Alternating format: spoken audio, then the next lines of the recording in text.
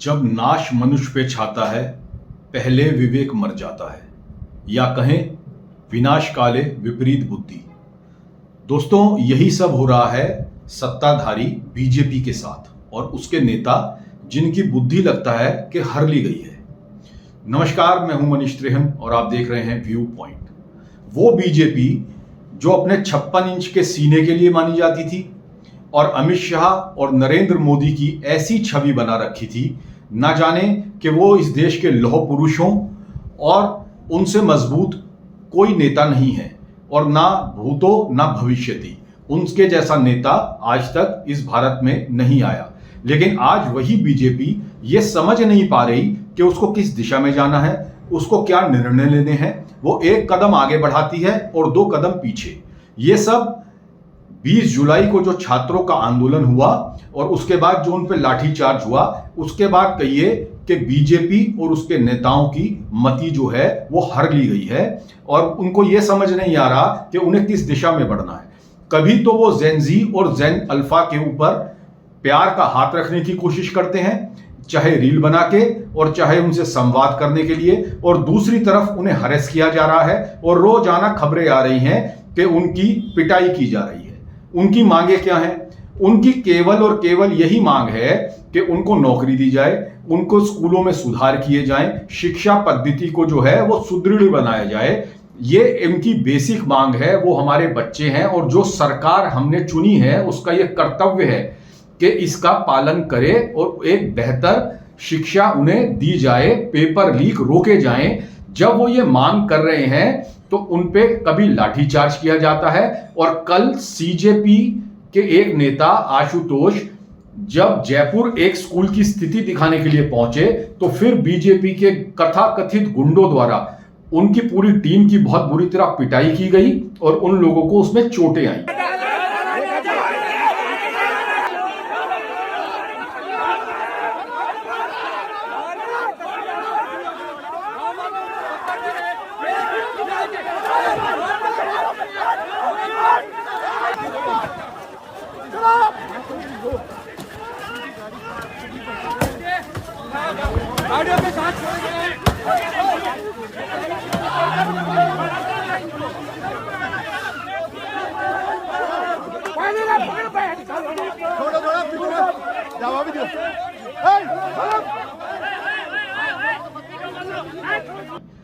और जयपुर सरकार ने या आप कहें राजस्थान सरकार ने एक ऐसा फरमान जारी कर दिया कि बिना उनकी आज्ञा के कोई स्कूल में प्रवेश नहीं कर सकता और वहां की फोटोग्राफी नहीं कर सकता।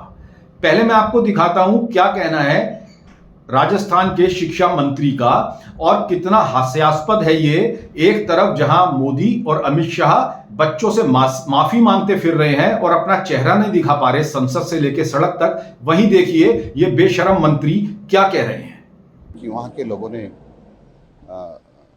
विद्यालय की सुरक्षा की है और मैं सभी राजस्थान के वासियों से, शिक्षा प्रेमियों से कहना चाहता हूं कि उसमें किसी प्रकार का व्यवधान नहीं होना चाहिए और अपने विद्यालयों की सुरक्षा करें ताकि बच्चों को किसी प्रकार की शारीरिक हानि ना हो, किसी प्रकार का नुकसान ना हो और हमारे बच्चे सुरक्षित रहें। दोस्तों, मेरा आपसे एक और निवेदन है, अगर आपको हमारी बात ठीक लगती है और सच के लिए जो हम आवाज उठा रहे हैं तो आप हमारे चैनल को लाइक करें, सब्सक्राइब करें और अपने मित्रों से शेयर भी करें। ये हमारे साथ आपका सहयोग होगा। तो दोस्तों, जिस तरह कथाकथित चाणक्य और लौह पुरुष इस देश के छुपते फिर रहे हैं बच्चों पे पैलेट गन और लाठियां चलवाने के बाद, लेकिन अपनी हरकतों से बाज नहीं आ रहे। बीजेपी ये नहीं समझ पा रही, जहां आरएसएस तो एक तरफ झुक गई और छात्रों के साथ संवाद करने के लिए कह रही है और उसने कार्यक्रम आयोजित किया जेन जी से बात करने के लिए, संवाद करने के लिए, वहीं दूसरी तरफ बीजेपी ये समझ नहीं पा रही, उनके नेता निरंतर ऐसे बयानात दे रहे हैं जिसमें वो जेन जी को कभी गटर कह रहे हैं, कभी उग्रवादी कहते हैं, कभी नक्सलवादी कहते हैं और उन पे तमाम तरह के आरोप लगा रहे हैं।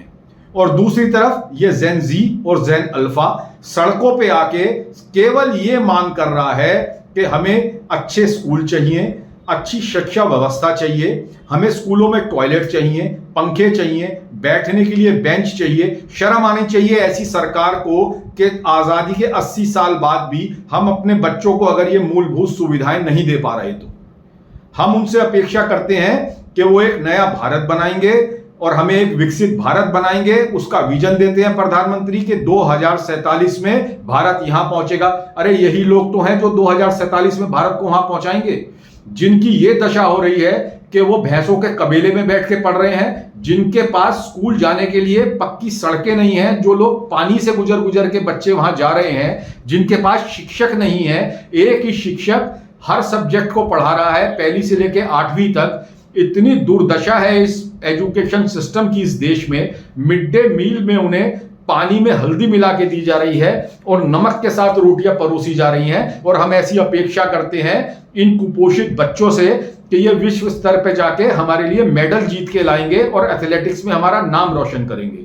सरकार नहीं देख रही कि वो हमारे टैक्स के पैसे से कितनी सुविधाओं का भोग कर रही है। ये मंत्री बड़ी बड़ी गाड़ियों में बैठ के घूमते हैं, एसी कमरों में रहते हैं और 5 स्टार कल्चर एंजॉय कर रहे हैं, लेकिन हमारे देश के बच्चे, उनके लिए एक शिक्षा पद्धति जो हमारी होनी चाहिए उसमें बजट जो है वो हर साल कम किया जा रहा है और उनको मूलभूत सुविधाएं भी नहीं दी जा रही। राहुल गांधी भी इसके लिए निरंतर आवाज उठा रहे हैं और वो छात्रों को लेके कार्यक्रम आयोजित कर रहे हैं जिसमें वो उनसे संवाद करते हैं छात्रों की गूंज के नाम से। सबसे पहला कार्यक्रम उन्होंने कोटा में किया, दूसरा कार्यक्रम उन्होंने किया देहरादून में, तीसरा प्रयागराज में, महाराष्ट्र के पुणे में उनका चौथा कार्यक्रम है छात्रों से संवाद के लिए जिसका नाम है छात्रों की गूंज। और ये पूर्णतः जो है वो बालिकाओं पे आधारित किया गया है कि उनसे बातचीत की जाएगी और उनकी समस्याएं आगे रखी जाएंगी। तो इस कार्यक्रम के लिए जब जब भी विपक्ष का कोई नेता संवाद करने की कोशिश करता है तो सरकार इतनी घबराई हुई है कि उसके जहां वो आयोजन हो रहा होता है उसकी परमिशन कैंसिल कर देती है। वहां जो है वो नाना प्रकार के विघ्न उत्पन्न करती है। जैसे आप देखें प्रयागराज में जहां वो सम्मेलन होना था उस ग्राउंड में नाले का पानी छोड़ दिया गया नगर निगम द्वारा कि छात्र वहां ना पहुंच सके, लेकिन फिर भी इतने छात्र वहां पहुंचे, जिस तरह के छात्र जंतर मंतर पे पहुंचे थे और उन्होंने सरकार को हिला दिया था। जिस तरह से इन्होंने प्रयागराज में कोशिश की प्रोग्राम को कैंसिल करने की और उससे पहले इन्होंने कोटा में कोशिश की प्रोग्राम को असफल करने की और देहरादून में की, तो महाराष्ट्र सरकार ने भी पहले सारी परमिशन कैंसिल कर दी और फिर जब परमिशन दी तो आपको सुन के हैरानी होगी, जो कांग्रेस के कार्यकर्ता ये कार्यक्रम को आयोजित कर रहे थे, कल कथा कथित छात्रों द्वारा एक एबीवीपी विंग है भाजपा द्वारा समर्थित और आरएसएस द्वारा समर्थित, उनके कथाकथित छात्र संगठन द्वारा वहां मारपीट की गई है और कार्यक्रम को असफल करने की पूर्णतः कोशिश की गई है। ऐसा ही किया गया है जयपुर में, जब छात्रों की एक टोली स्कूल सुधारो अभियान के तहत जयपुर के एक स्कूल को दिखाने पहुंची जो बहुत ही बदहाल था, जहां बच्चों को कबेले में बिठा के पढ़ाया जा रहा था, जहां कोई मूलभूत सुविधाएं नहीं थी।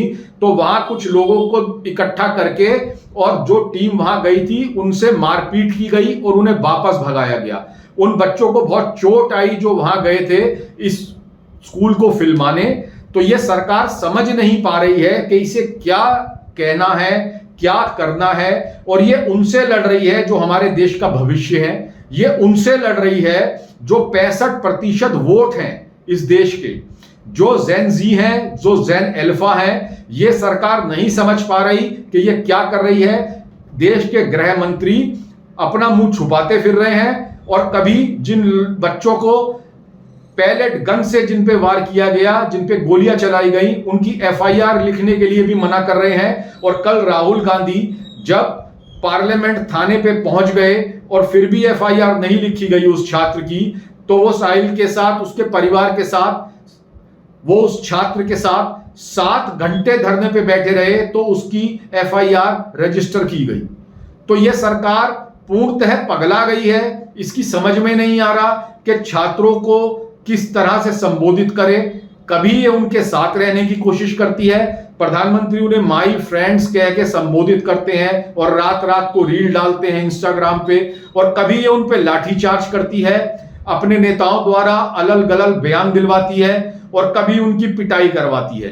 तो ये सरकार, जिसे हम सोचा करते थे अब से 2 महीने पहले कि ये बहुत ही मजबूत है और इसके 2 नेता जो हैं वो विश्व विख्यात हैं और बहुत ही मजबूत नेता हैं, लगता है कि बीजेपी और उनकी अंदरूनी पॉलिटिक्स या बाहर जो प्रकरण हो रहे हैं जिसमें जेनजी इनके खिलाफ खड़ा हो गया है, इस देश का 60% से ज्यादा युवा इनके विरोध में खड़ा हो गया है, तो ये पगला चुके हैं। इनकी समझ में नहीं आ रहा कि ये उनसे मित्रता करें या उनका दमन करें। लेकिन मैं चेतावनी देना चाहता हूं सरकार को और ये बताना चाहता हूं कि ये जिस तरह चल रही है, उनको अभी भी ये हरेस कर रहे हैं। उन छोटे छोटे बच्चियों को ये सोशल मीडिया द्वारा हरेस कर रहे हैं, उन पे फिर प्रहार कर रहे हैं, उनकी पिटाई करवा रहे हैं। तो इस जो सरकार है ना, इसके दिन बहुत नहीं रह गए, इसकी बुद्धि जो है वो हर ली गई है।